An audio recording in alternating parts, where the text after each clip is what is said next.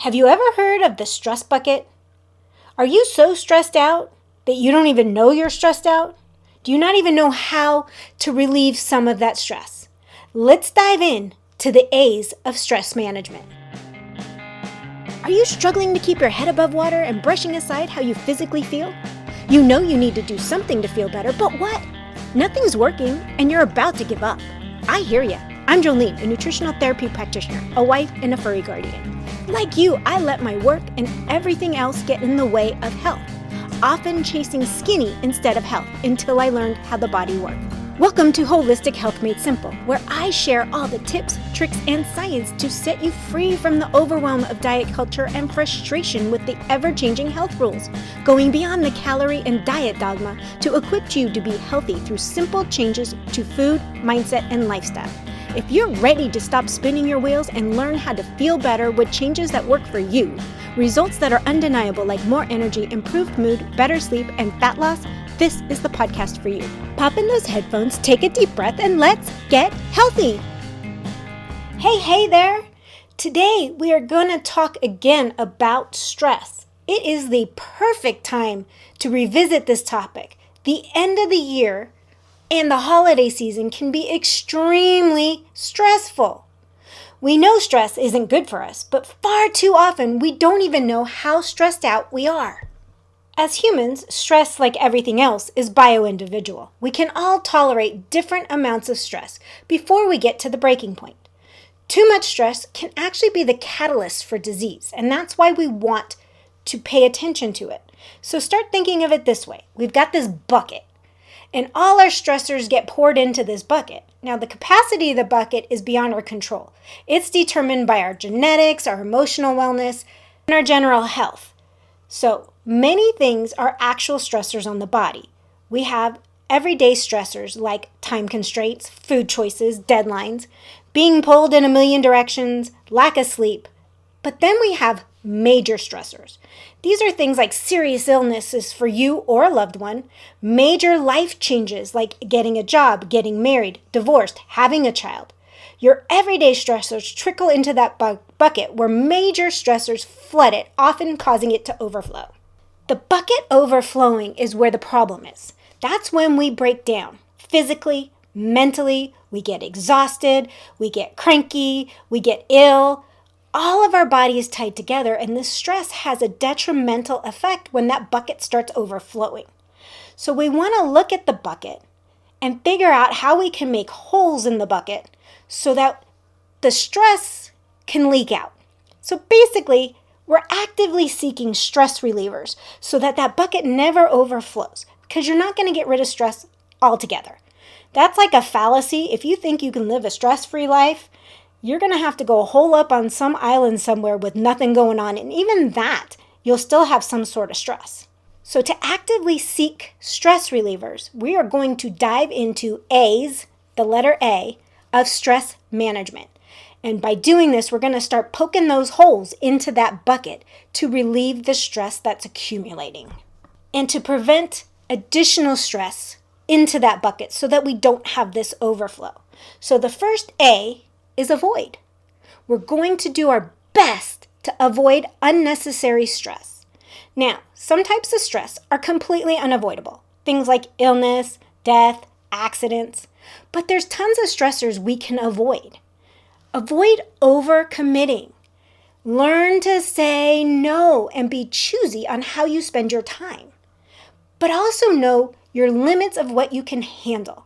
Analyze your schedule, responsibilities, and daily tasks. If you got too much on your plate, decide between the shoulds and the musts. Drop the tasks that are truly unnecessary to the very bottom of the list, or eliminate them if you figured out that they really aren't needed to be done.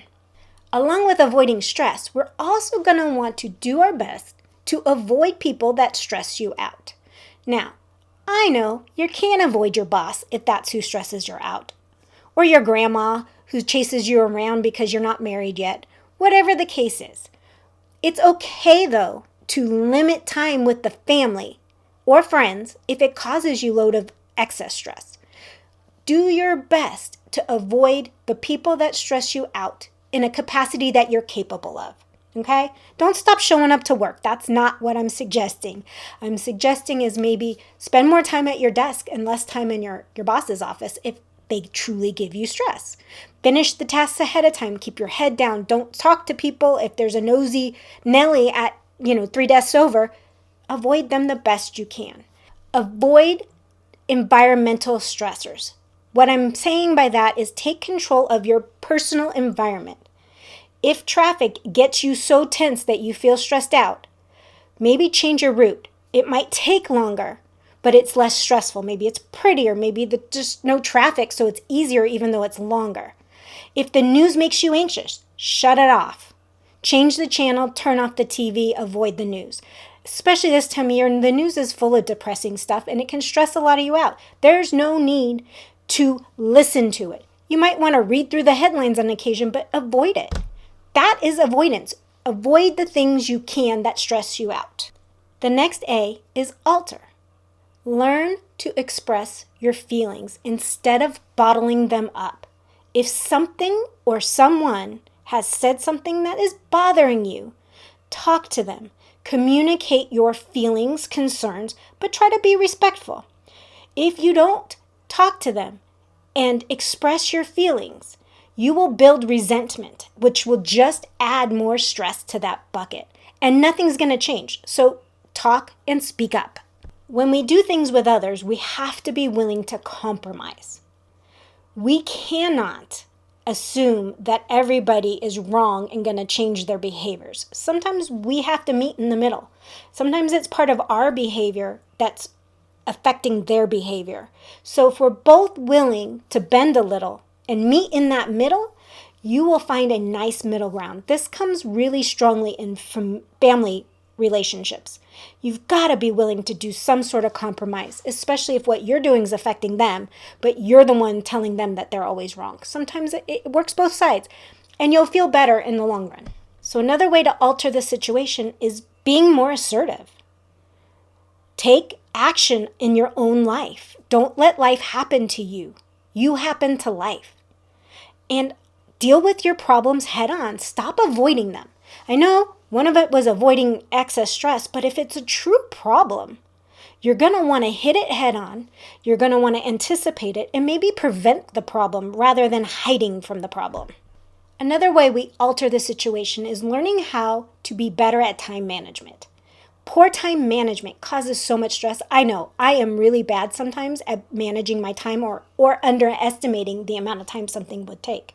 So if you're stretched too thin and you're running behind, try to stay focused and manage your time in little bits a little bit better.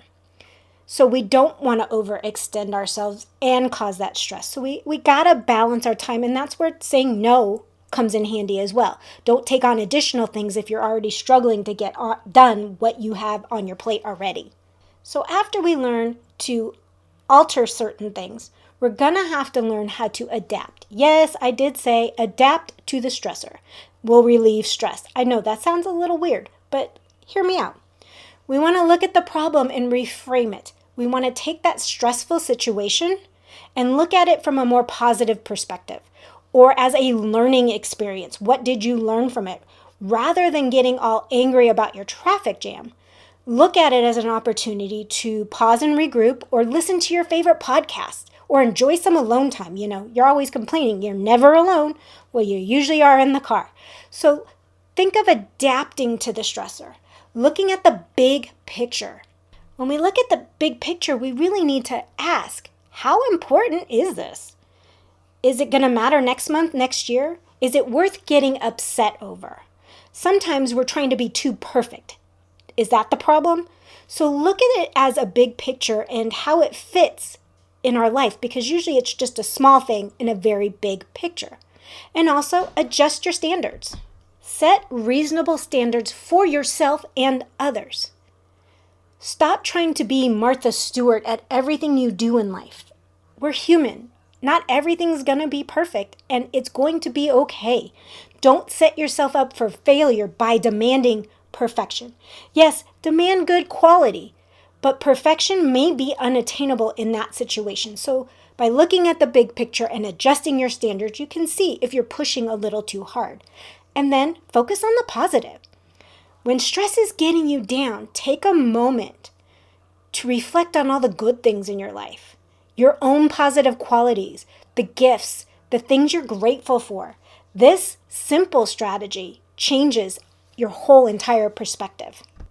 And then we need to learn how to accept things that we are incapable of changing. And by incapable, it's things that aren't under our control.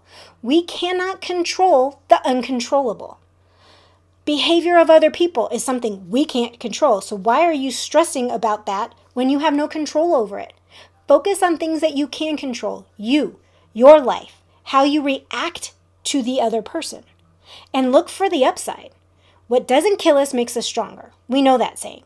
But when we're facing major challenges, look at them as opportunities for growth. What are you going to learn? How are you going to be stronger from this situation? And then learn from any mistakes along the way. Be able to share your feelings, whether it's a trusted friend, a spouse, or whatever it is. Being able to talk about what is going on and what is chaotic in your life can be very therapeutic and help you get through that stress and poke more holes in the bucket. That's what we're trying to do. And bottom line, learn to forgive. We live in an imperfect world. There's nothing you're going to do about that. People aren't perfect. People are going to make mistakes. You're going to make mistakes. Stop with the resentment or the self-hate and forgive and forget and move forward. We want to let go of that negativity. As it happens, it happened, learn from it, and move forward. You need to not only forgive others, but forgive yourself for any mistakes you might have made. It's the only way you're going to truly learn from them. And the last A, to poke more holes in that bucket, to relieve that stress bucket, is adopting a healthy lifestyle. Exercise regularly, eat healthy, avoid alcohol, cigarettes, and drugs. Well, that should be a no-brainer. Get enough sleep. Set aside some time to relax. Things like sit alone in a quiet, have a cup of coffee in the morning. Set some time at night where it's just quiet. Meditate, pray, write in a journal, something where it's just relaxing and quiet. That way you can recharge those batteries and get rid of some of those stresses. Also, learn to connect with others that you like, that don't stress you, that can be your support system and help you through this. And then take time and do something you enjoy every single day. Whether that's going for a walk, playing with the dogs, whatever it is, find a little bit of time every day to do something you enjoy. And then also make time for some longer leisure activities on the weekend or throughout the month. These tips alone will help you get through not only this holiday season, but the year to come. Relieving stress and lowering that bucket so it's not overflowing is your key. So when you think of that bucket, keep it at like midway at most. Keep poking those holes so it drains out the bottom and you feel better. On that note, friends, I will see you next time. Bye! Thanks for listening in today. I hope you got some nuggets to take on your health journey. Remember, this podcast is for educational and entertainment purposes. No medical advice is being given. By listening to this podcast, you agree to the full disclaimer, which is linked in the show notes. If you found this podcast helpful, could you take 30 seconds and leave a review? Your feedback means the world to me, and it helps others discover my show. Once again, thank you for being part of my community. Until next time, have a blessed day.